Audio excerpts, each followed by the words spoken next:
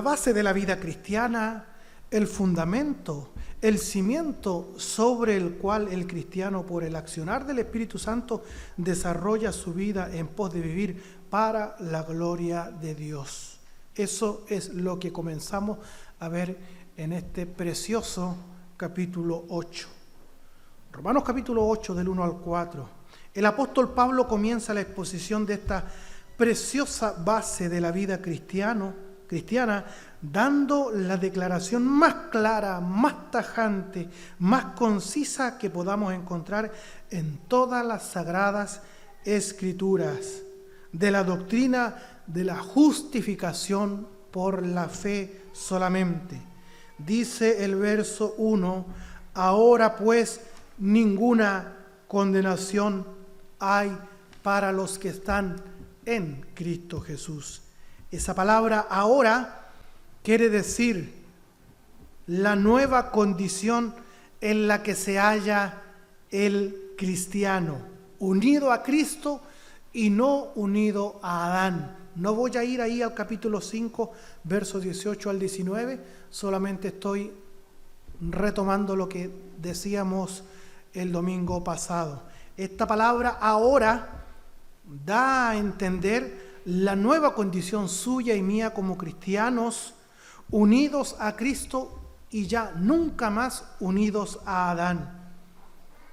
Romanos 8:1, esta es la base donde se soporta la vida cristiana. No hay posibilidad alguna de condenación para aquel que está unido a Cristo. No hay posibilidad alguna de condenación para el que está unido a Cristo. Eso es tajante, eso es concluyente, eso es definitivo. Este pastor no se moverá ni un milímetro ni a la derecha ni a la izquierda de esa gran verdad. Cristo, cuando muere en la cruz, pronuncia una frase que es muy decisoria, es a saber, consumado es. Consumado es. O en el griego de una sola palabra, tetelestai. Consumado es, deuda saldada, deuda pagada. Cualquier adición a este tetelestai, consumado es, cualquier adición a esta gloriosa verdad es tergiversar el Evangelio de nuestro Señor y Salvador Jesucristo. Ahora pues, ninguna condenación hay para los que están en Cristo Jesús. ¿Qué dice el versículo 2? Porque la ley del Espíritu de vida, y Espíritu allí con mayúscula, es el Espíritu Santo, el mismo Espíritu de Cristo. Espíritu Santo, Espíritu de gracia, Espíritu de verdad, Espíritu de vida, es el mismo Espíritu Santo. Porque la ley del Espíritu de vida en Cristo Jesús me ha librado de la ley del pecado y de la muerte.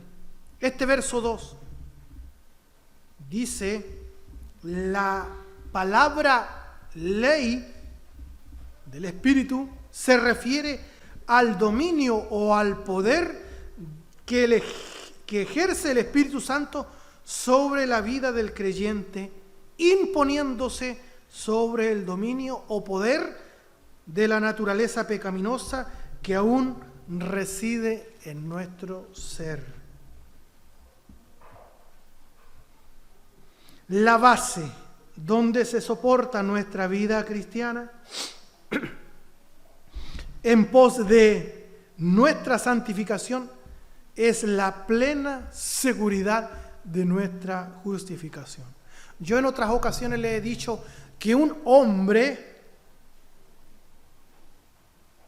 que ha sido justificado, una mujer que ha sido justificada, es lo mismo que decir que ha sido salvado. Un hombre que ha sido justificado es lo mismo que decir un hombre que ha sido salvado.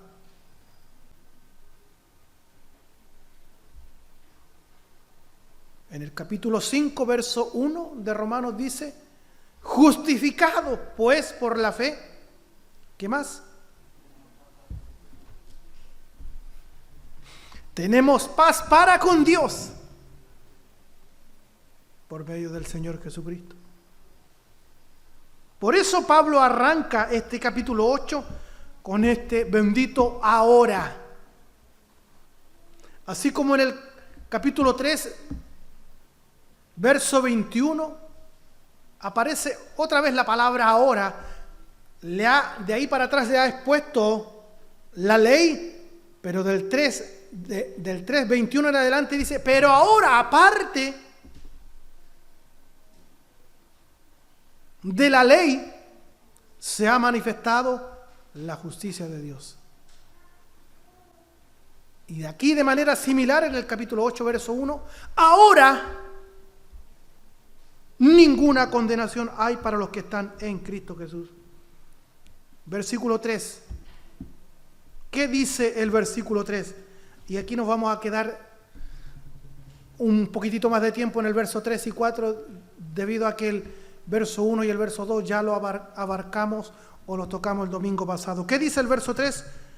Porque lo que era imposible para la ley, por cuanto era débil por la carne, Dios, enviando a su Hijo en semejanza de carne de pecado, y a causa del pecado, condenó al pecado en la carne. Pablo comienza a exponer en el versículo 3 cómo es que hemos llegado a ser salvos.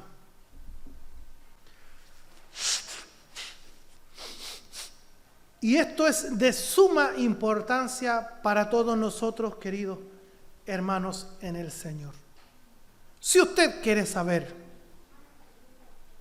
espero que todos se interesen en saber cómo hemos llegado a ser salvos, tenemos que tomar desde ya en serio este capítulo 8 de Romanos, porque el capítulo 8 es la base, es cómo debemos entender nosotros cómo se debe vivir la vida cristiana, en dependencia, en control, en la llenura del Espíritu Santo. Pues el Espíritu Santo ha venido y lo ha enviado Dios para que pueda aplicar esta gran verdad de la justificación y la santificación en la vida de todo creyente. Pablo comienza a exponer en el versículo 3 cómo es que hemos llegado a ser salvos. ¿Cómo Dios nos salvó? Eso es lo que veremos del verso 3 en adelante. Como vimos en el capítulo anterior, la ley no tiene la capacidad de poder llevarnos a vivir una vida santa. Y esto no por ella, sino por nuestra naturaleza corrupta. Nuestra naturaleza por sí misma no se puede someter a la ley porque es absolutamente contraria a ella. Eso yo creo que ya lo tenemos claro. La ley es espiritual, mas nosotros carnales vendidos al pecado. La ley, el mandamiento es justo, santo y bueno, mas nosotros no somos justos ni santos ni buenos, sino que, como le decía una hermana a otra hermana, hablando de otra hermana, esta es mala de adentro. Nosotros somos malos de adentro. El problema no es la ley, el problema es que nosotros tenemos una naturaleza corrupta. Nuestra naturaleza por sí misma no se puede someter a la ley porque es absolutamente contraria a ella. La ley es espiritual, pero nuestra naturaleza es afectada, infectada por el pecado. No puede someterse a ella. La ley no puede romper el poder dominante del pecado en nosotros. Es imposible de que el hombre pueda hacer algo por sí mismo en torno a su salvación. Imposible cuando era un muerto espiritual, aún imposible ahora que es cristiano y habitado por el Espíritu Santo. La salvación solo es de Dios, como dice el Salmo capítulo 3, verso 8. Subráyelo con lápiz rojo, por favor.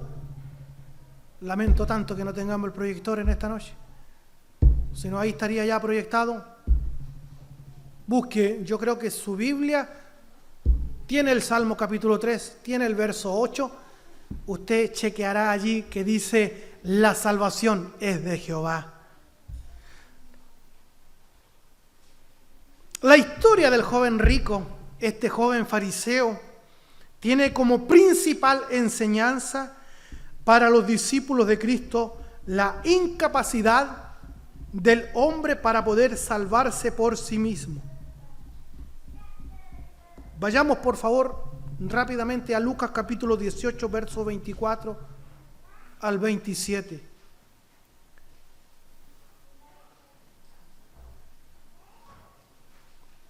Esta historia del joven rico tiene la principal enseñanza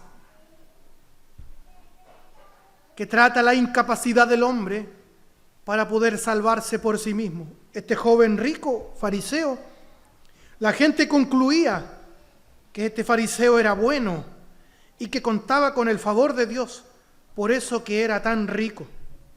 Recuerde que el judío miraba todo el que tenía posesiones y todo el que era rico y decían ellos: este debe ser justo, este es bendecido por Dios, por eso le va tan bien y por eso tiene tanto dinero, es rico porque tiene el favor de Dios, porque este es bueno. A los ojos de la gente este era el hombre modelo, como alguien que tenía méritos para ser salvo. ¿Lo encontró?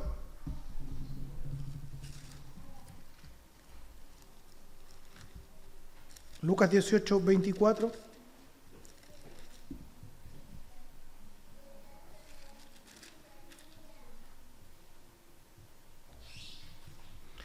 Al ver Jesús que se había entristecido mucho este joven porque amaba las riquezas, dijo: cuán difícilmente entrarán en el reino de Dios los que tienen riquezas, porque es más fácil pasar un camello por el ojo de una aguja que entrar un rico en el reino de Dios.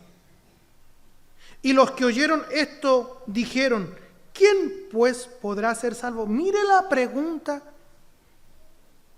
que están haciendo. ¿Qué pregunta más interesante? ¿Qué pregunta más importante? ¿Quién podrá ser salvo entonces? Y el Señor Jesucristo le dice, verso 27, lo que es imposible para los hombres es posible para Dios. ¿Cuál es la pregunta? ¿Quién podrá ser salvo? Preguntémonos nosotros por un instante. ¿Quién puede ser salvo?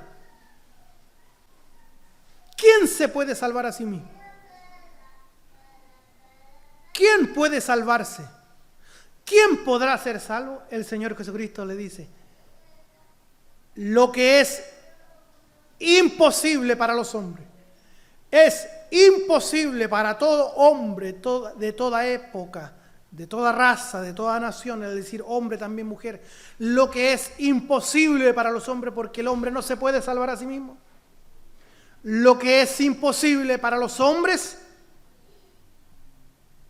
es posible para Dios. El hombre no se puede salvar por sí mismo. Es más, tan depravado. Hay una doctrina a la cual se llama la depravación total del hombre, no se refiere al pecado que comete, sino a el potencial pecado o lo que es capaz el hombre de llegar a cometer. A eso se refiere la depravación total del hombre. Por eso usted ve un hombre tan callado en la sociedad, tímido si usted quiere, incapaz de matar una mosca, pero que puede sorprender y puede asesinar a su esposa y sus hijos al ver traicionada su confianza por su cónyuge. Le estoy poniendo un ejemplo extremo. Y el hombre, cuando reacciona, dice: no sé qué me pasó. Dice: el diablo entró en mí. ¿Se ha topado con esos testimonios usted? Sobre todo cuando años atrás aparecía un caballero así en la televisión con una música tétrica y harto humo atrás, que decía: nada hacía presagiar. Y iba allí a la celda y le decía: tú fuiste capaz de cometer tan macabro crimen. Y él decía: no fui yo. En ese momento no sé qué me pasó, como que entró el diablo en mí, como un demonio. Y bueno, ¿a qué quiero llegar? Que todos somos potencialmente capaces de hacer o cometer los peores crímenes y pecados.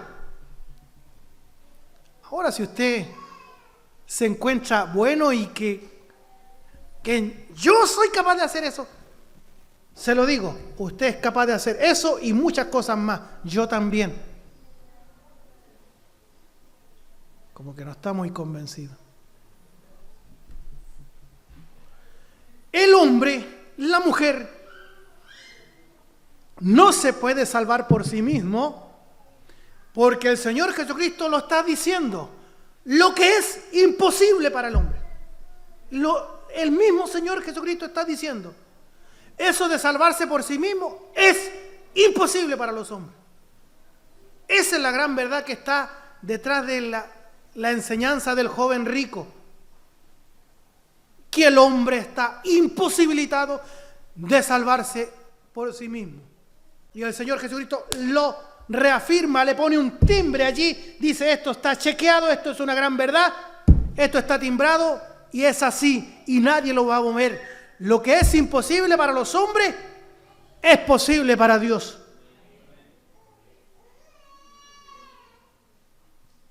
Aparte de que el hombre no se puede salvar por sí mismo, ya hemos aprendido en el capítulo 3 de Romanos que el hombre no quiere buscar a Dios. No puede ni quiere. Entonces el Señor Jesucristo dice: lo que es imposible para los hombres es posible para Dios. Para el hombre es imposible hacer algo en torno a su salvación. Pero para Dios sí que es posible. Y eso es lo que expone esta gran verdad que descubre el Señor Jesucristo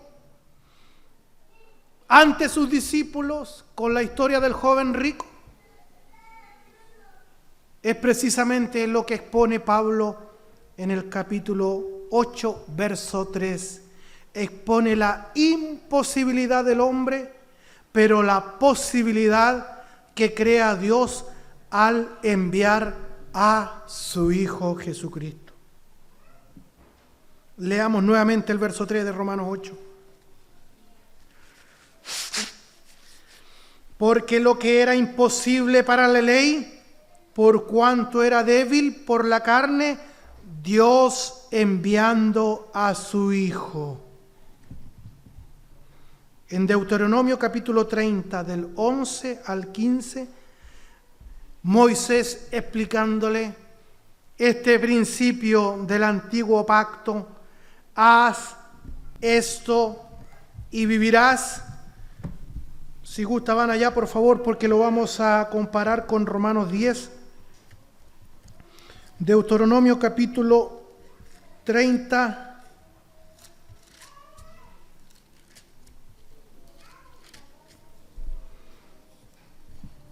11 al 15. Porque este mandamiento que yo te ordeno hoy, dice Moisés, no es demasiado difícil para ti, ni está lejos. No está en el cielo para que digas, ¿quién subirá por nosotros al cielo? Y nos lo traerá y nos lo hará oír para que lo cumplamos. Ni está al otro lado del mar para que digas, ¿quién pasará por nosotros el mar? Para que nos lo traiga y nos lo haga oír a fin de que lo cumplamos. Porque muy cerca está de ti la palabra, en tu boca y en tu corazón para que la cumpla. Por eso que los judíos se ponen estas cajitas con parte de la ley escrita y se la amarran con esas correas aquí, ¿cierto? En la mano izquierda. Cerca de ti está la palabra, en tu boca y en tu corazón. Y besan el trozo de la ley, la besan y se la llevan aquí al pecho, al corazón. Cuando hacen sus oraciones, con esas correas de cuero, se la amarran aquí y se la ponen ahí apegada a su corazón, siguiendo esta instrucción, porque muy cerca de ti está la palabra, en tu boca y en tu corazón. Mira, yo he puesto delante de ti hoy la vida y el bien, la muerte y el mal. Por la obra de nuestro Señor Jesucristo, el nuevo pacto establecido por Él no ofrece la vida por medio del cumplimiento de la ley, cosa que es imposible. El nuevo pacto, Cristo no ofrece la vida eterna a través del cumplimiento de la ley, porque eso es imposible. Ningún ser humano puede cumplir la ley de Dios para salvarse. No es por obras, para que nadie se gloríe. Ofrece la vida eterna al confiar en la persona y obra de Jesucristo, quien cumplió perfectamente la ley. Cristo cumple perfectamente la ley.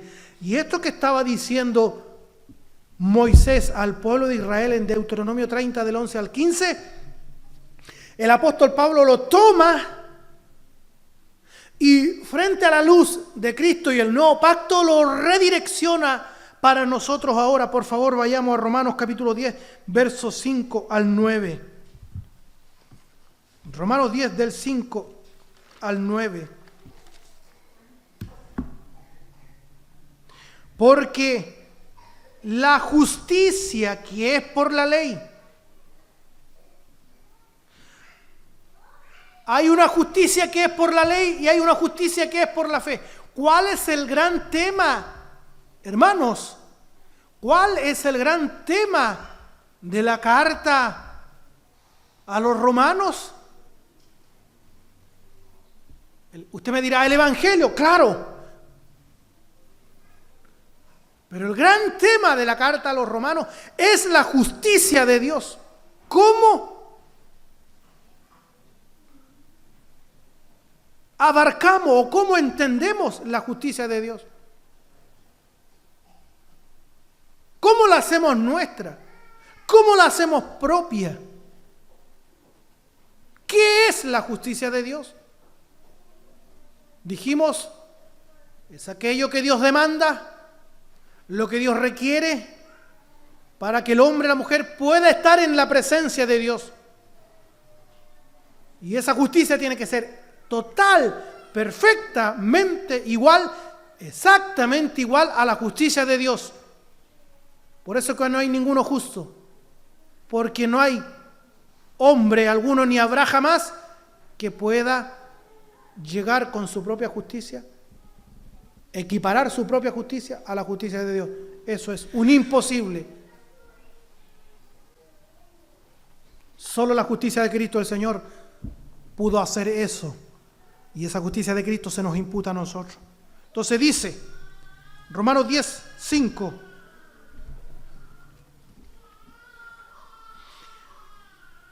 Porque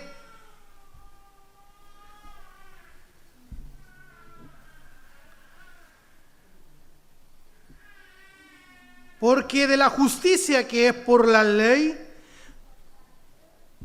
Moisés escribe así, 2 puntos.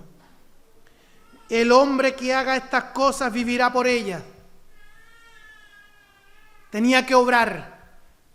Ese es el principio, haz esto y vivirás. Y eso a nosotros nunca nos resultó, nos mató, ninguno podía cumplir la ley y vivir. ¿Cuál es la falla? ¿La ley? No, la falla somos nosotros, pecadores, vendidos al pecado. Porque de la justicia que es por la ley, Moisés escribe así, el hombre que haga estas cosas vivirá por ellas. Pero ahora mire el verso 6, pero la justicia, ya, no la justicia que es por la ley, sino que la justicia que es por la fe, dice así, 2 puntos. No diga, y Pablo magistralmente hace coincidir los pasajes. Trae a colación Deuteronomio 30 del 11 al 15. Dice, no digas en tu corazón, ahora esta palabra es para nosotros, no digas en tu corazón, ¿quién subirá al cielo? Esto es para traer abajo a Cristo. ¿O quién descenderá al abismo? Esto es para hacer subir a Cristo de entre los muertos. O sea, está recorriendo todo el ministerio del Señor Jesucristo. Mas, ¿qué dice? Cerca de ti está la palabra. ¿Dónde? En tu boca, en tu corazón. Esta es la palabra de fe que predicamos. 2 puntos. Que si confesares con tu boca que Jesús es el Señor y creyeres en tu corazón que Dios le levantó de los muertos, serás salvo.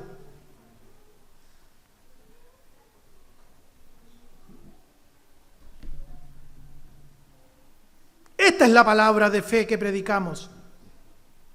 Esta es la palabra de fe que predicamos.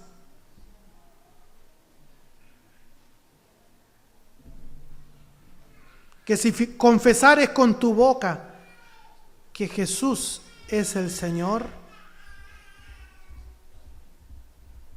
y creyeres en tu corazón que Dios le levantó de los muertos, serás salvo. Que si confesares con tu boca que Jesús es el Señor. No es una confesión de un momento. No es una cosa de pasar adelante y hacer una oración de fe. Y decir, yo confieso con mis labios que Jesucristo es el Señor, entonces ya soy salvo. Este confesar acá, más que a un momento determinado en nuestra vida espiritual, sino que este confesar se refiere a una vida diaria, no solamente de boca, sino todo nuestro ser, nuestras actitudes, nuestra vida cristiana está confesando de que verdaderamente somos cristianos, que Jesucristo es nuestro Señor. Hoy es fácil decir Jesucristo es el Señor. Cualquiera puede decir Jesucristo es el Señor.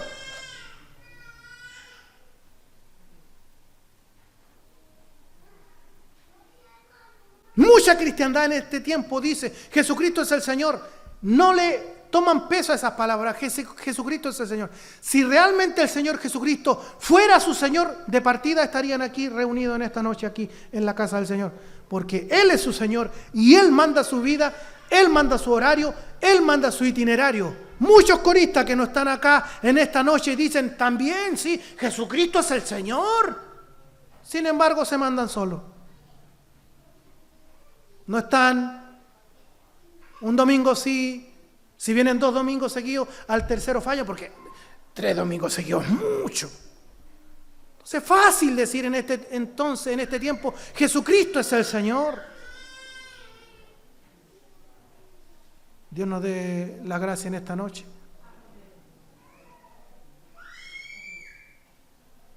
Nos dé la gracia para estos minutos de prédica estar concentrados, ¿ya? Clame usted por mí. Que el Señor nos dé la gracia para estar atento a la palabra del Señor. Ninguna condenación hay para los que están en Cristo Jesús, porque la ley fue cumplida por Cristo Jesús y nosotros estamos unidos a Él. Romanos 8:3, el Hijo, la segunda persona de la Trinidad, se despojó de su gloria y posición, no de sus atributos divinos, se encarnó, se humilló, fue un fiel representante de todos nosotros. Alguien dijo por ahí, Cristo se hizo como nosotros para que nosotros pudiéramos ser como Él es. Cristo se hizo como nosotros para que nosotros nos pudiéramos ser como Él es. Al igual que los demás hombres, el Señor estaba sometido a las limitaciones de la humanidad caída. Cristo recibe un cuerpo, el Verbo de Dios. Dios se hizo hombre, toma forma humana y estuvo sometido a las limitaciones nuestras también. Se cansaba, tenía hambre, pero había una trascendental distinción de Jesús con los demás hombres. Cristo era sin pecado. Y Pablo quiere resaltar estas verdades. Su plena humanidad, pero sin pecado. Es a esto que se refiere la frase en semejanza de carne de pecado. Cristo vino a tomar forma humana, pero sin relación con el pecado. Su plena humanidad, pero sin pecado. A eso se refiere la frase en semejanza de carne de pecado. El apóstol es cuidadoso afirmando que Jesús era un hombre, pero no era un pecador. El autor de Hebreos enfatiza esta verdad. ¿Y por qué también Pablo enfatiza esta verdad?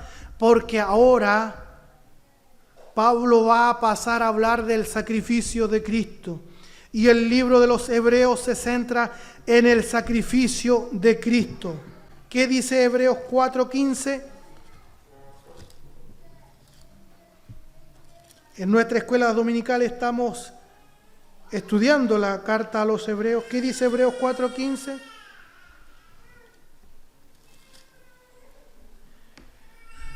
Porque no tenemos un sumo sacerdote que no pueda compadecerse de nuestras debilidades, sino uno que fue tentado en todo, según nuestra semejanza, pero sin pecado. Sin pecado.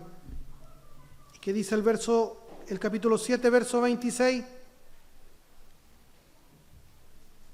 Porque tal sumo sacerdote nos convenía, santo, inocente, sin mancha, apartado de los pecadores y hecho más sublime que los cielos.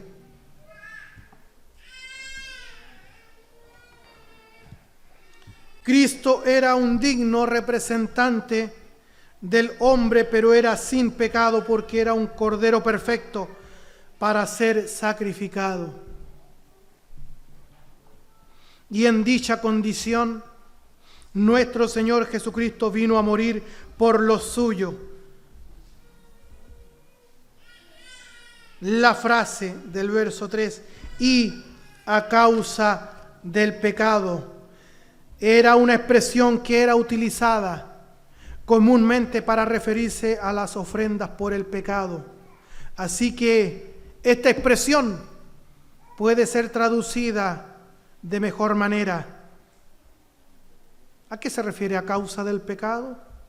Podríamos decir, Dios enviando a su Hijo en semejanza de carne de pecado y como ofrenda por el pecado, Jesucristo no merecía recibir la ira del Padre. pero Él tomó los pecados de los suyos y recibió la ira que ellos debían recibir eternamente. Eso es, estamos hablando de nosotros, hermanos. 600 años antes, esto lo profetizó el profeta Isaías. Isaías 53, del verso 4 al 6.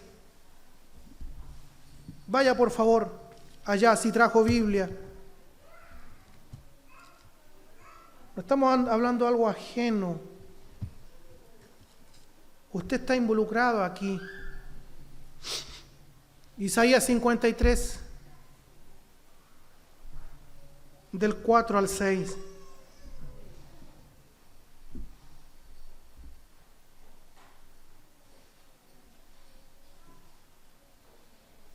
Ciertamente llevó Él nuestras enfermedades, suyas y mías. Sufrió nuestros dolores y nosotros le tuvimos por azotado, por herido de Dios y abatido. Mas Él herido fue por nuestras rebeliones y molido por nuestros pecados. El castigo de nuestra paz fue sobre Él, y por su llaga fuimos nosotros curados. Todos nosotros nos descarriamos como ovejas, cada cual se apartó por su camino, mas Jehová cargó en Él el pecado de todos nosotros.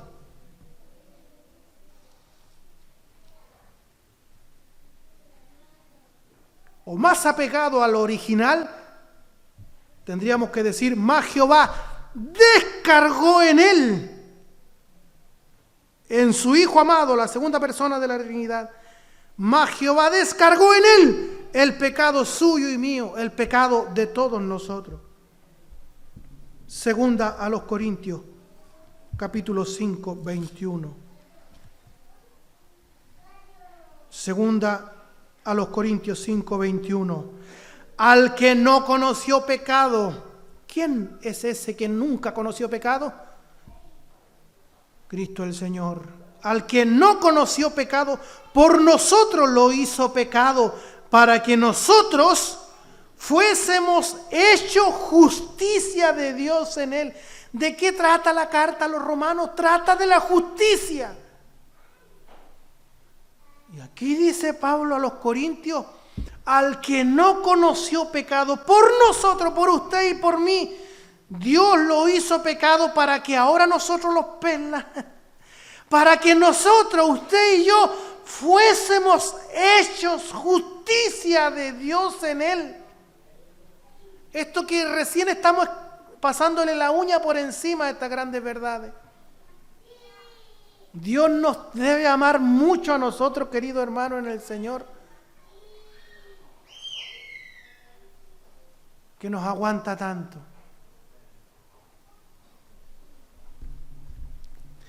Es por eso que el apóstol Pablo dice en el capítulo 8, verso 3, porque lo que era imposible para la ley, por cuanto era débil por la carne, Dios enviando a su Hijo en semejanza de carne de pecado, y a causa del pecado condenó al pecado en la carne. Como un hombre que era, cumplió el castigo de lo suyo que la ley le imponía. Como un hombre y Dios. Esta es la unión hipostática de nuestro Señor Jesucristo, que nunca más se va a volver a repetir. Solamente en el Señor Jesucristo. Esa unión, Dios 100% y hombre 100%. No es dos naturalezas, sino que Cristo es el Dios hombre. 100% Dios, 100% hombre. Cumplió el castigo de los suyos que la ley imponía. ¿Cuál era el castigo que la ley imponía? La ira de Dios. Y al hacerlo, dejó sin poder al ser pecaminoso en nuestro ser, quien tomaba la ley para señalarnos como culpables. Pero ahora ya no tiene ese poder. Sé que estoy hablando de verdades profundas, doctrina pura y dura.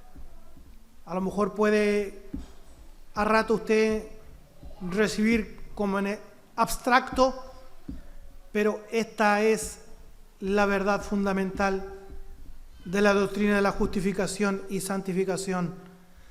Y es importante que yo le transmita a usted estas grandes verdades y todo el consejo de la palabra del Señor.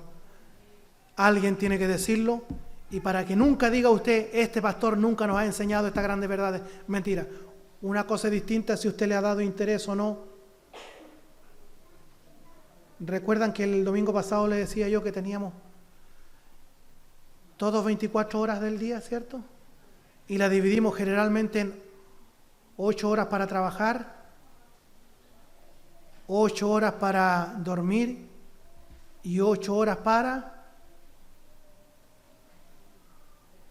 descansar, ocio, etc. Calladito, que algunos ya empezaron las 8 horas de sueño ya. Empezaron, están durmiendo. No lo despierten.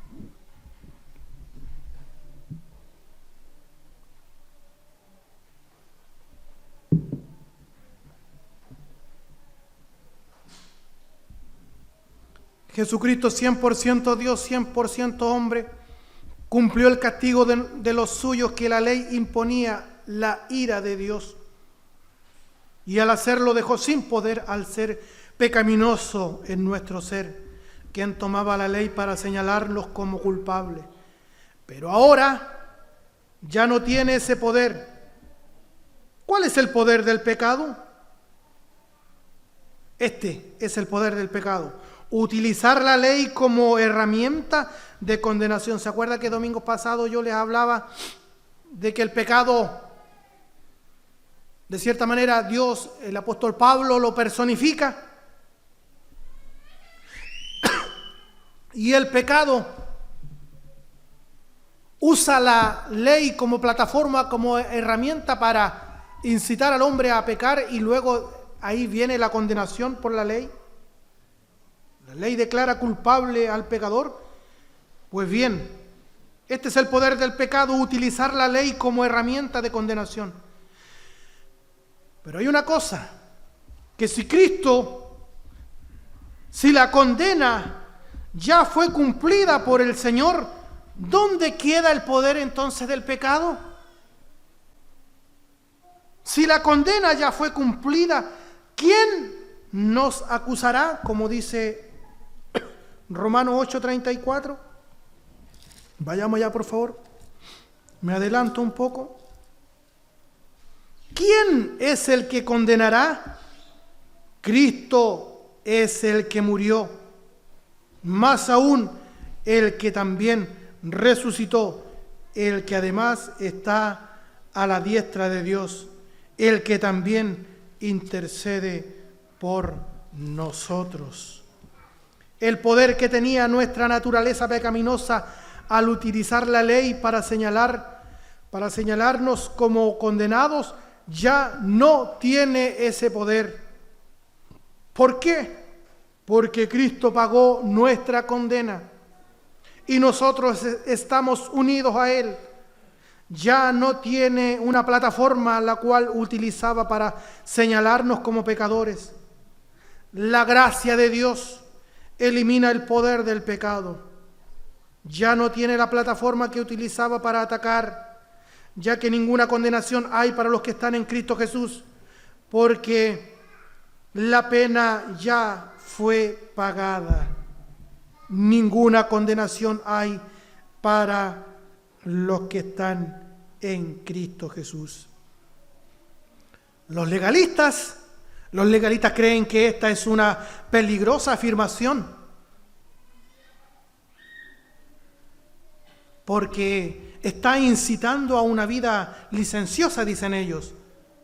Qué equivocados están, no entienden su naturaleza pecaminosa, no entienden que la obra de Cristo nos ha hecho libres de la condenación.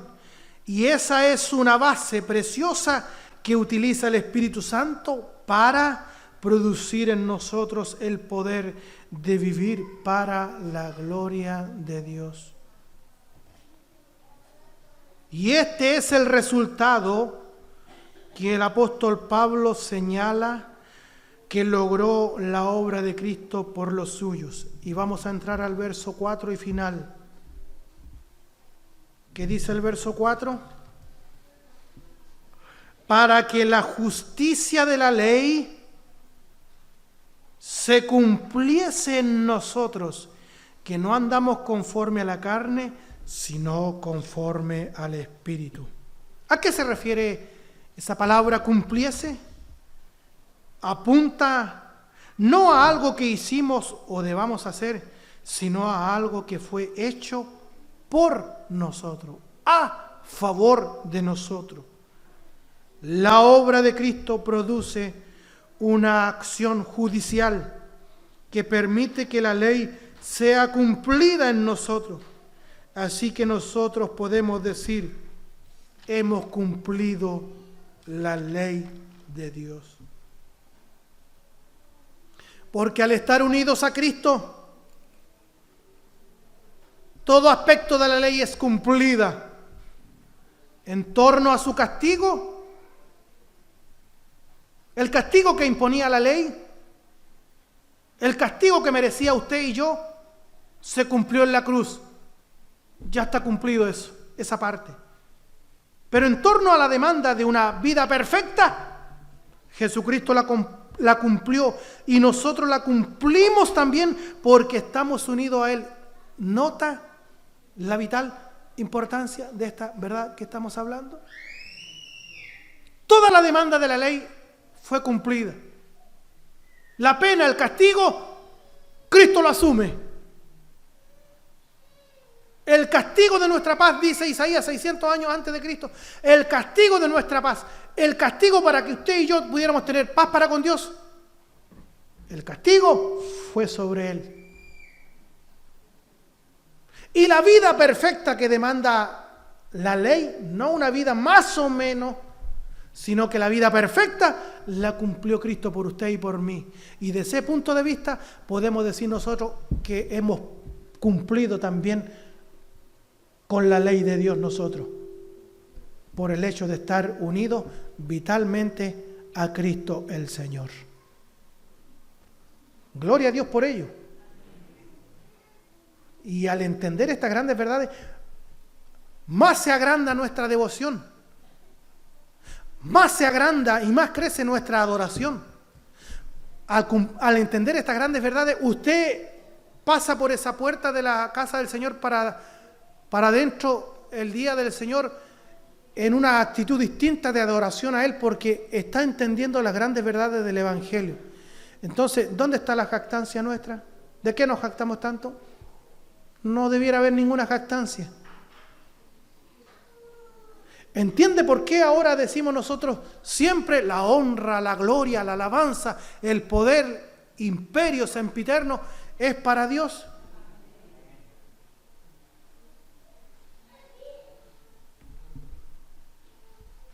Esto es lo que en teología se conoce como la doble imputación, en la doctrina de la justificación por la fe solamente.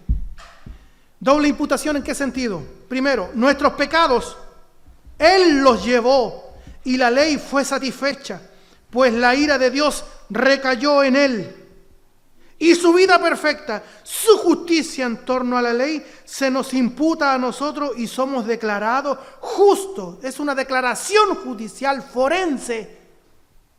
Somos declarados justos, no por lo que hayamos hecho nosotros. Se nos imputa, somos declarados justos, dignos de estar en la presencia de Dios. ¿Qué es lo que era la justicia de Dios? Decíamos el domingo pasado. Es lo que Dios demanda, lo que Dios requiere para estar en su presencia. Sin embargo, Cristo vino a hacer justicia para todos nosotros. Y Dios nos declara un timbre, una sentencia. Usted es declarado justo, yo soy declarado justo, usted es declarado bueno, yo soy declarado bueno y podemos estar en comunión con Dios el Padre.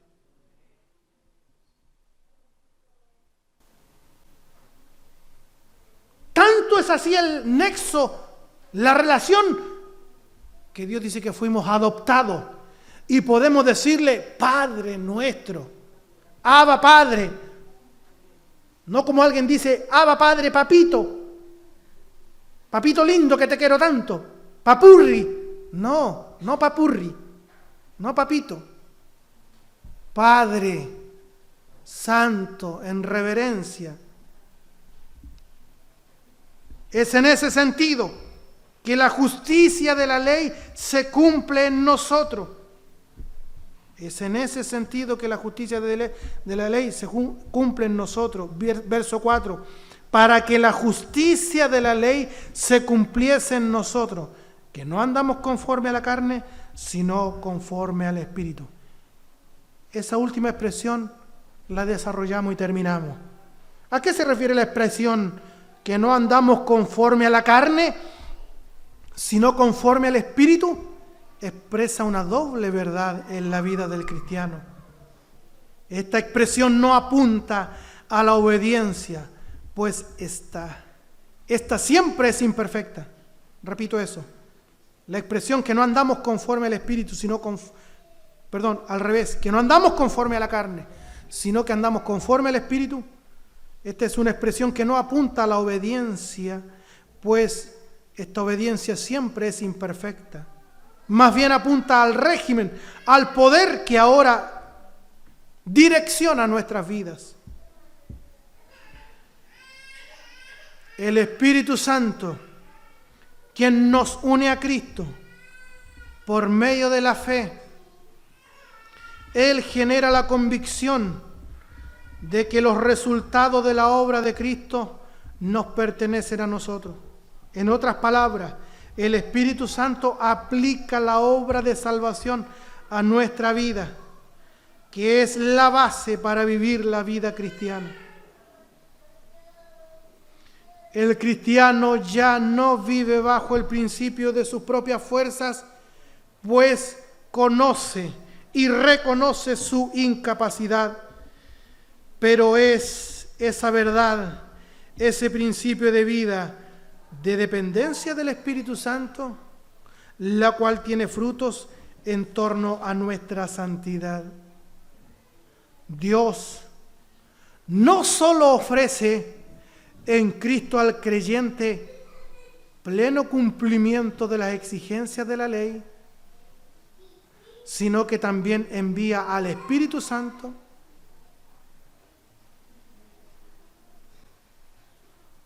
a los corazones de los creyentes para capacitarlos a una nueva obediencia a sus exigencias. Estamos hablando de grandes verdades. El tema de fondo es la santificación. Una persona que no está siendo santificada nunca fue justificada tampoco. Hermano, coopéreme por favor. Cooperen con este pastor, por favor. No sabe cuánto me ha costado sacar la prédica de hoy en adelante, de hoy. Estoy terminando, por favor. No puede usted llegar atrasado y más encima meterle conversa al que está al lado. Respete por último un momento. Si tiene tantas ganas de conversar, vayan a conversar afuera. Se lo digo con todo el amor de Dios, pero con toda firmeza también. Respeten al hermano que quieren escuchar.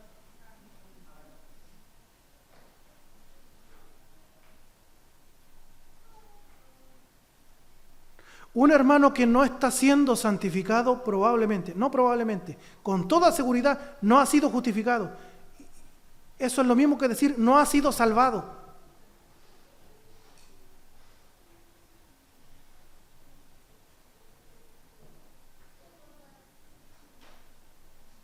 Revise usted, estas son las grandes preguntas que tiene que hacerse usted. ¿A qué viene los domingos? ¿A cortar la tarde? ¿Es salvo usted? Respóndase eso usted mismo. ¿Soy salvo yo? ¿Tengo la seguridad de mi salvación? ¿Nadie me mueve de estas convicciones? El que cree que puede tener la salvación un día, luego al otro domingo la pierde, al otro día domingo la recupera, esa persona no tiene idea de estas grandes verdades, no tiene idea qué es la justificación, qué es lo que es la salvación, qué es lo que es la santificación, qué es lo que es la justicia de Dios. La nueva vida en Cristo, la vida cristiana. Dios no solo ofrece en Cristo al creyente pleno cumplimiento de las exigencias de la ley, sino que también envía al Espíritu Santo a los corazones de los creyentes para capacitarlos a una nueva obediencia a sus exigencias. La justificación, que es esta preciosa base, la justificación, que es esta preciosa base sobre la que se fundamenta el cristiano en torno a su vida, ninguna condenación hay para los que están en Cristo Jesús. La justificación y la santificación van unidas en el desarrollo de nuestra vida cristiana. Hay muchas personas que quieren ser santos. Muchas personas quieren ser santos para Dios, pero tienen una gran inseguridad de si son realmente salvos o no. Ese celo no les sirve para nada, realmente para nada, porque si no se tiene como la base de su vida en torno a Cristo, su seguridad de lo que hizo Cristo por ellos, no podrán caminar una vida en pos de la santidad. La gracia de Dios nos impulsa nuestra santidad. Y quiero darle la última cita bíblica y terminamos. Gálatas capítulo 2, verso 20, que es el resumen de lo que estamos hablando en esta noche.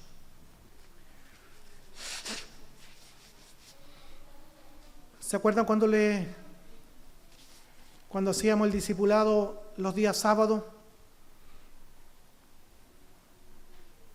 El discípulo tiene un cartón, en su diploma aparece este pasaje, Gálatas 2:20, ¿recuerdan? En el diploma del discípulo, en su graduación, tiene que aparecer esta referencia, Gálatas capítulo 2, verso 20. Vaya allá, por favor.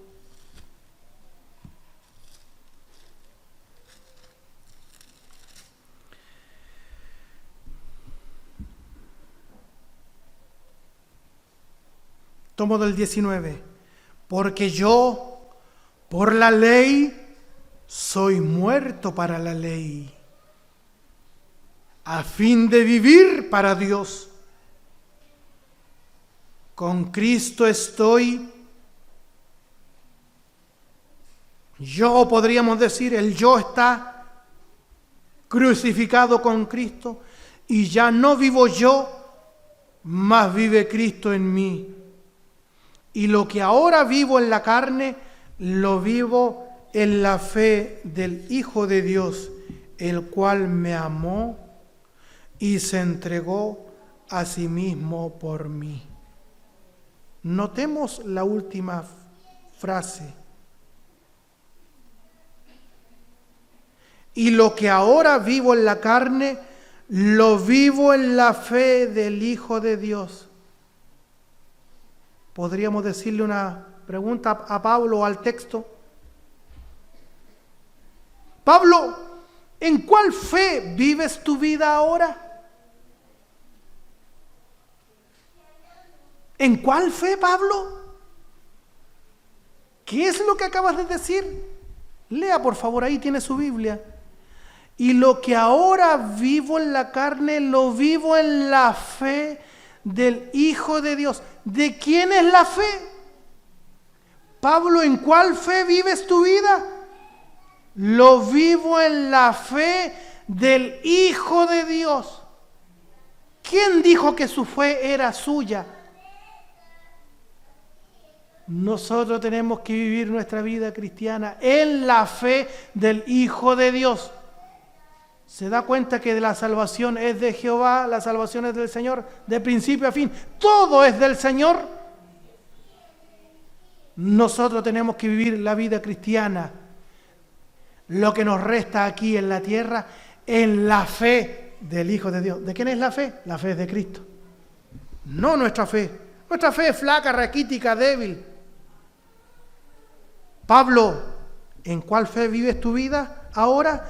Pablo nos diría, la vivo en la fe del Hijo de Dios. ¿En qué se soporta tu vida ahora, Pablo? En lo que el Señor Jesucristo hizo por mí. ¿Cuál es la motivación del apóstol Pablo? La motivación del apóstol Pablo debe ser la misma que nosotros. Lo que ahora vivo en la carne, lo vivo en la fe del Hijo de Dios. Y esta es la motivación suya y mía, el cual me amó, el cual lo amó usted y se entregó a sí mismo por mí. Dios bendiga su bendita y santa palabra.